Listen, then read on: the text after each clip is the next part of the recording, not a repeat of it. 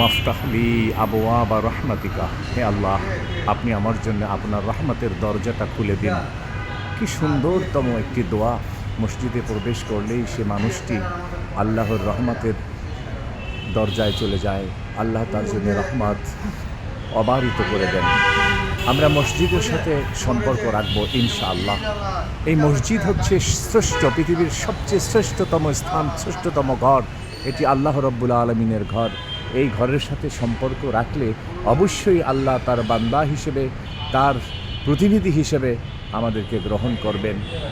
কঠিন কঠিন দিনে এই সম্পর্কটুকুন যদি আমাদের থাকে আল্লাহর ঘরের সাথে, তাহলে আমাদের আর ভয় কিসের? আমরা তো আল্লাহর আপন বান্দা হিসেবে কিয়ামতের দিন বলতে পারবো, হে রব্বুল আলামিন, আমরা তো আপনার ঘরের বাসিন্দা, আপনার ঘরের সাথেই আমাদের সম্পর্ক ছিল। আমরা তো রুকুকারীদের সাথে ছিলাম, সিজদাকারীদের সাথে ছিলাম, আমরা ছিলাম আপনার অনুগত বান্দা। আমাদের ভুল ত্রুটিগুলো আপনি ক্ষমা করে দিন। আপনি আমাদেরকে শাস্তির আওতায় নেবেন না। আপনি আমাদের প্রতি রহম করুন, দয়া করুন।